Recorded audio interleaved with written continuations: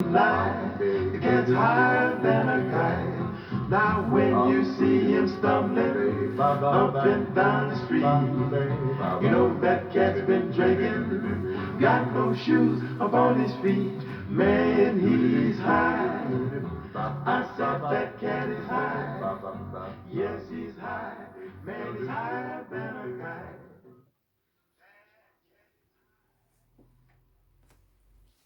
Evening. Good evening. How are you doing this evening? It's Saturday night in Northampton Town, and it's all good. Well, we've got a number of questions here from various fans and admirers around the world. The first couple of questions come from Mr. Matt McLean.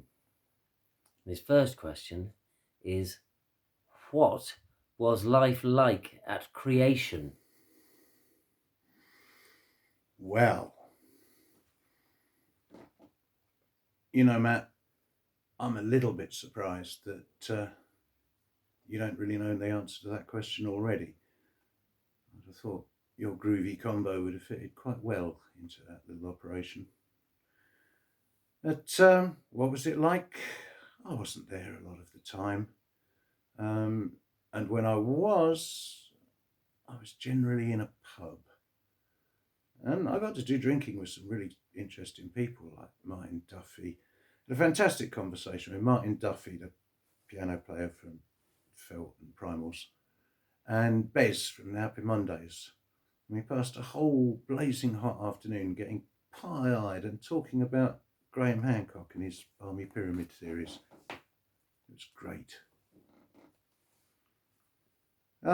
Loads of times there wasn't any money, but it wasn't really about the money. It's a label of love, like Alan says. I loved all of it. Good life. That's a good life. It was a good life while it lasted. Very good life. Second question. The music business has been turned upside down. Oh, Do you see a way out? it's so tempting, isn't it, to say things like, oh, that light in the corner is an oncoming train. Actually, quite accidentally, I sort of have seen a way out. And two things have happened in the last year or so that have been quite inspiring. One is that it turns out that there's still actually record labels out there that want to make records. We've had Fire doing their re-releases and all that, and they've done such a lovely job of that. But Dave Barker's back with his Glass Records label. Some guys in Germany were on my case asking if I wanted to make an LP. So the kind of really old-fashioned handshake 50-50, don't sell many records but don't lose any money method is still out there. I suppose Fire don't do the handshake 50-50, but kind of, talking to them on an everyday basis, it kind of feels like that. But yeah, it's surprising. There are still record companies doing it the old traditional way, which is a great relief for people like me. It's like finding a studio where there's a tape recorder, But in terms of ways out, as it were, what I've discovered is that if I sit here in my living room with a guitar in my lap and just play some songs, I am much better rewarded than if I get on a train and travel to a venue and have an unsatisfactory sound check and then come steaming back at 2:00 in the morning and get a taxi home and, get home with 35 quid, which is probably less than the bar staff got paid that night. Whereas I can just sit in my living room and thank you, everybody. People send me money. It's not like I'm charging tickets for these shows. I just say pay what you want if you want. And bless them. It's been amazing, the response to that. And I'm making more money than I have out of gigs in years. So that's some kind of a way out. And I don't even have to leave the house. Ideal. Ideal. Well, except for the way that I muck you around making you film it all. Well, you know, I mean, I've nothing further to add to that. Super. Great. Next question is from Robert Kramberger. I say. Musicians, living or dead, that you would like to have played with. A fantasy band, if you will. If you will. Will you? Well, I mean, you know, never say never, isn't it? Unless, of course, the artists in question are actually dead and buried, God bless them. I haven't thought about the answer to this question, and it's really quite a tricky one, because playing with just about any musician is a delight. And whoever you play with, they're going to bring something. And if they don't bring something, then maybe you shouldn't be calling them a musician, you know? So it's very, very difficult. I mean, there's loads of musicians that I admire, but would I want to be stuck in a sweaty rehearsal room with them while they lost patience with me for not being very good on guitar? I don't know. Oh, God. I mean, one thing that dear Anne, you've heard me say this 100 times, when you're listening to those 70s slow grooving Temptations records, those conscious Temptations records, my God, what a good job it would be to be the guitar player on those sessions, you know? Yeah. Yeah, because that man has freedom, and he has taste, and he makes it count. Yeah, they really did. They really did. And like, you know, musicians, man. I've played with loads of them, and they're really good. I like them. People want names. People want names. People want names. Well, People want the Hendrix, don't they? I don't know. Sorry, I don't mean to judge you, Robert Kramberger, but people want the kind of I'd play with Hendrix. What famous guys would I like to play with? I've been lucky. I've played with quite a few famous guys, like Sonic, for example. You know, it's a really hard one, isn't it? As a drummer, I mean, as a rhythm section, Jackie Liebertzeit and Holger Chukai from Cannes. Imagine getting a groove on with those. Mm-hmm. Oof. But, you know, I mean, by the same token, I've played with Paul Mulroney and Tim Harris, you know, and they're pretty good. Mm-hmm. Yeah, they are. but they are though. Yeah. I've seen them both. They can play all right. They can play. Yeah, you can't. I don't know. I mean, you could fantasize for ages, but you know, if you wanted a fantasy backing band, bingo, Booker T and the MGs.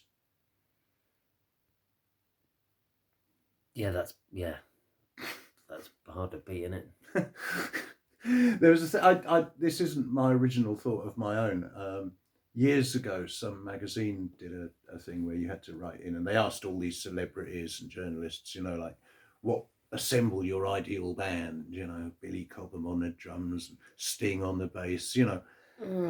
And they all did this, dozens of them. And there was just one bloke, and he just put Booker T and the MGs. And I thought, he's right. Yeah, I mean, there's obviously the band. I'd quite fancy that. The band would be fabulous. I'd have the band. Yeah. If I was going for backing band, I suppose that wouldn't be fantasy band. I suppose my fantasy band. It's not my question. It's still interesting to hear. But no. And I haven't thought about it at all. I've thought about it less than even you have. Would you be in your fantasy band? Would you be dueling with Dave Mustaine, for example? Well, I mean, I was thinking actually what you were saying about backing bands. I probably would take the Rust in Peace era and make those line up. That's a pretty good. Anyway, well, maybe the Live After Death Iron Maiden lineup. Live After Death. Anyway. Oh, come on. Too many great bands. But it's not about nicking other people's bands. It was about putting together some. I'm guessing again. Lucas Verbeek or Verbeek. Uh-huh. Not entirely sure which. But Please don't be offended. Please don't be offended. Why weren't Waiting for the Love Bus and Illuminate not re-released? That is an easy one to answer very quickly. They are connected business-wise with Sony. They were both recorded and released after Creation was sort of like associated, incorporated a little bit with Sony. And that means that Sony have certain publishing rights on those records, which means that I didn't feel that I was honestly in a position to give Fire the rights to those records. With the Creation stuff, that's all pure Creation. I mean, Alan told me long ago, Fishy, that's yours to do what you want with.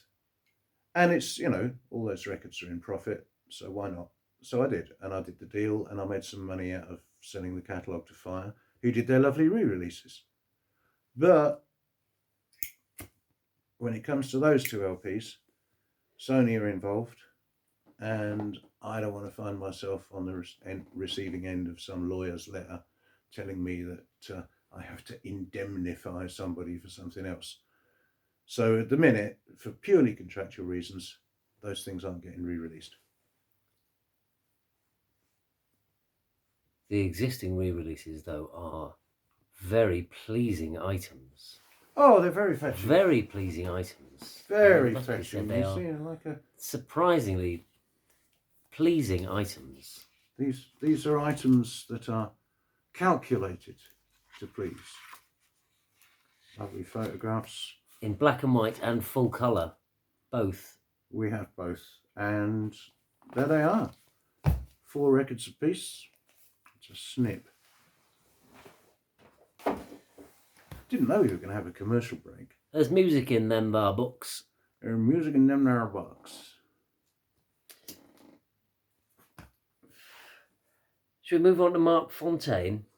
What does Mark Fontaine want to know? Mark Fontaine has a question regarding... Ooh.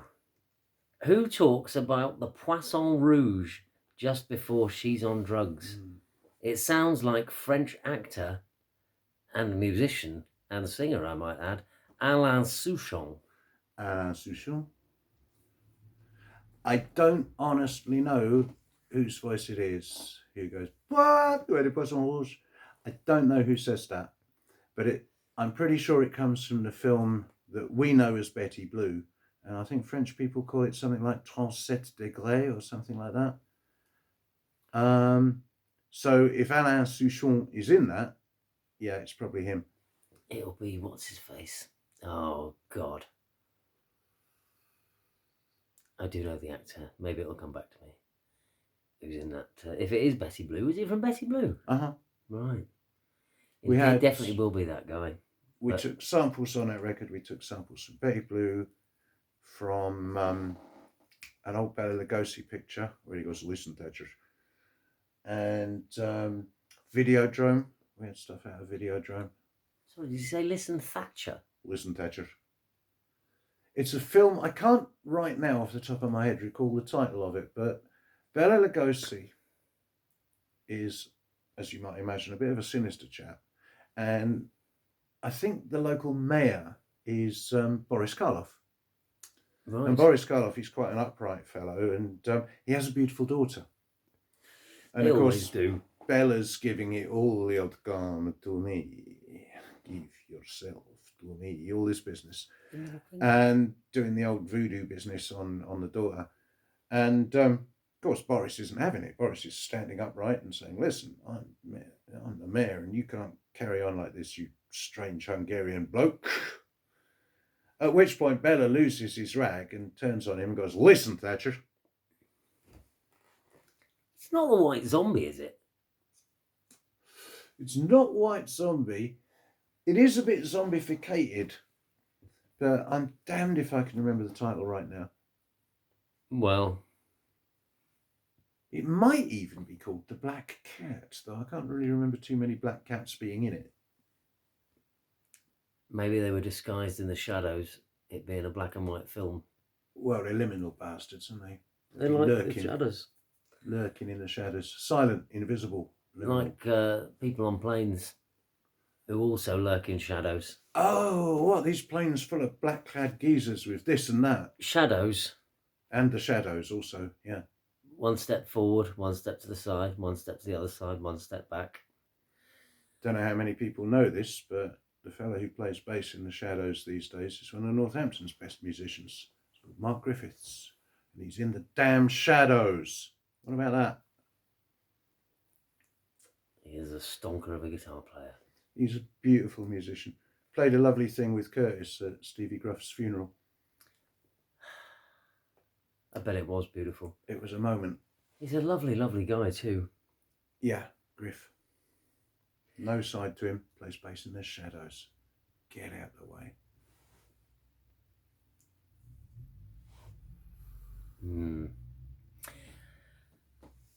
Right. My interlocutor. So not Alan Souchon.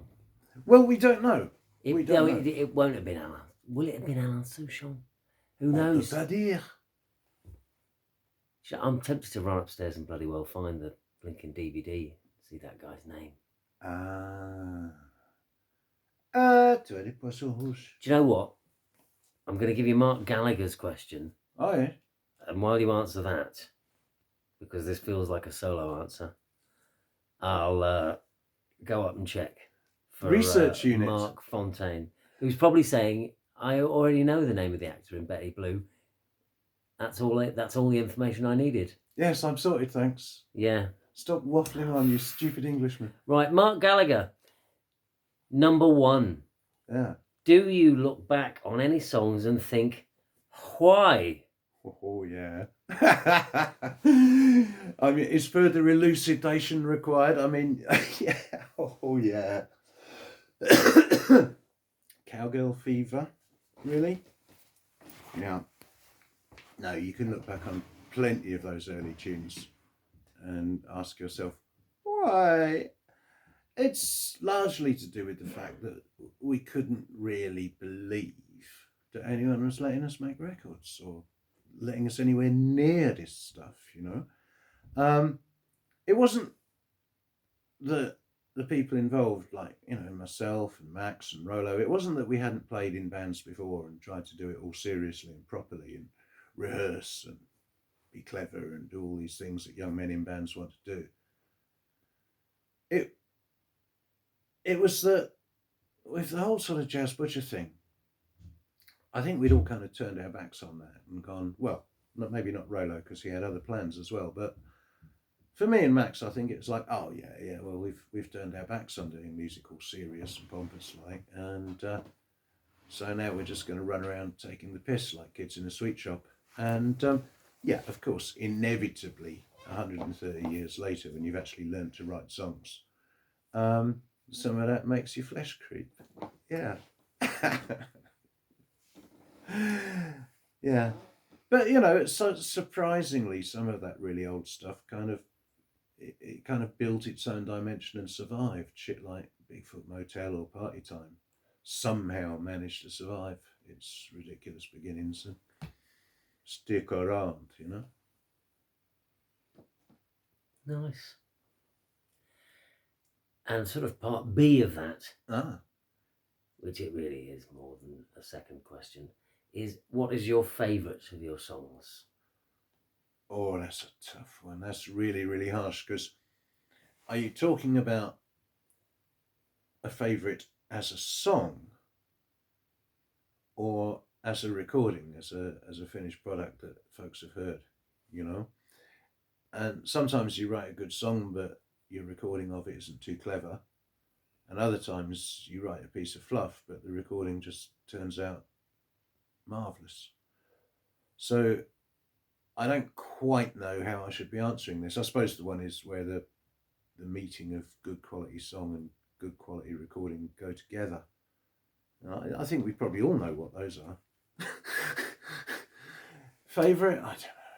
Favourite Jazz Butcher songs? I like that Last of the Gentlemen Adventurers song because it kind of speaks to my life these days, you know. Mm-hmm.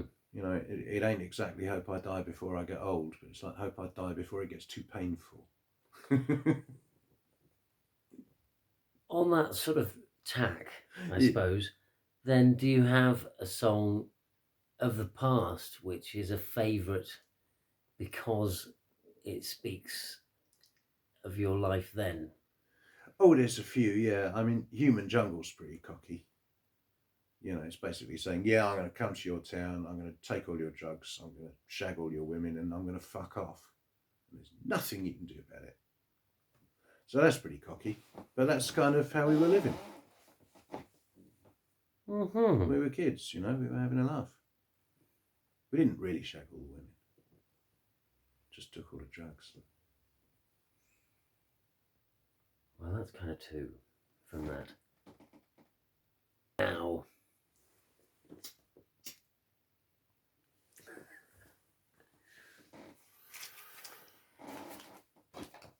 so the potential owner of the voice, Yes. saying Pamplemousse, not Pamplemousse, Poisson Rouge, Poisson rouge. Jean-Yves Anglade is my guess. That's the guy from Betty Blue, anyway. He's the actor. And it's pretty much only the two of them, isn't it? Apart from just hapless bystanders in that film. Yeah, it's largely them just shouting at each other. Yeah, isn't pretty it? much. Yeah. Yeah, it's 37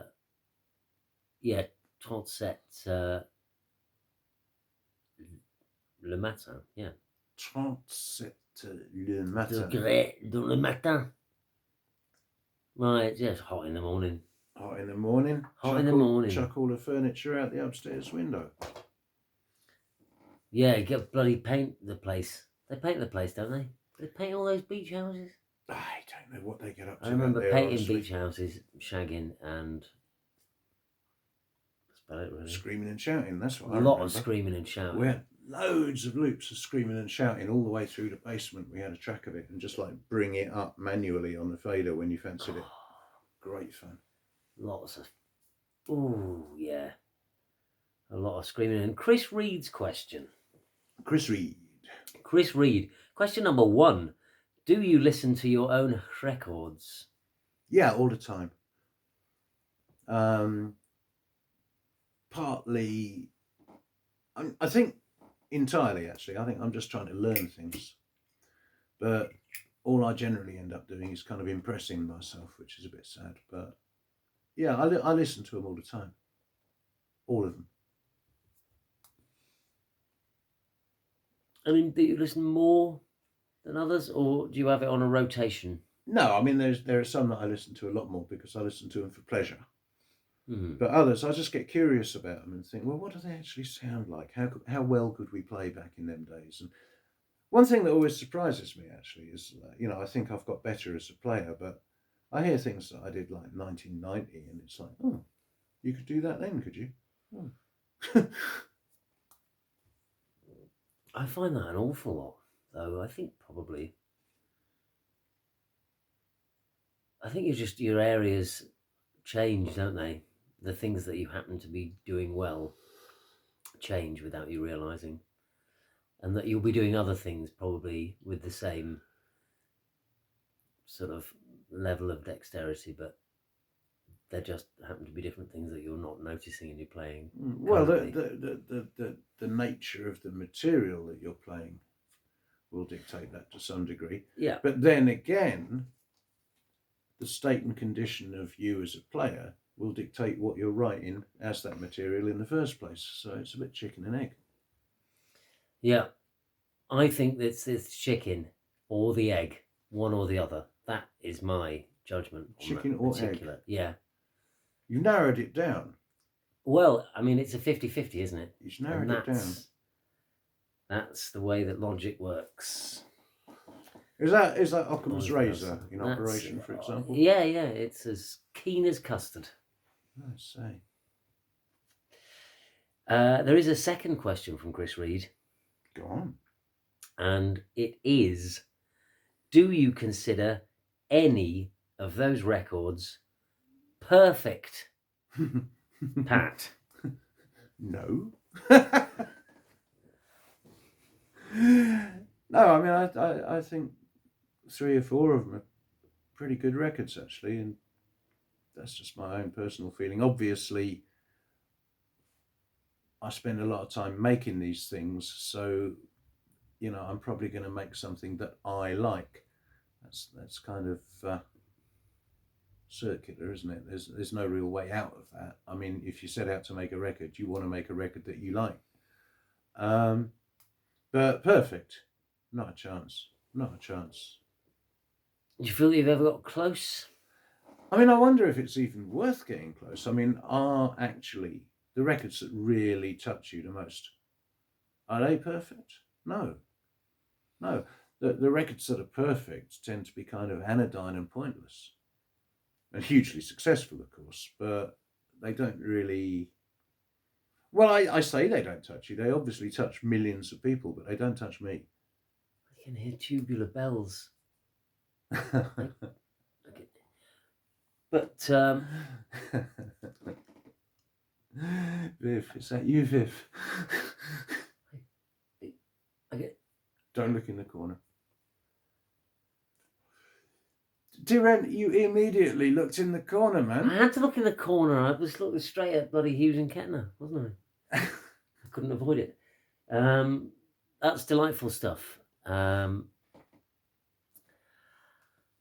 think if we wind up this little session for now, that probably seems like an apt moment while I'm staring into the corner and you're eagerly looking at the screen. Hi, everybody. Is that a toodaloo? It's a toodaloo from me. It's a toodaloo from me. More soon. Good evening.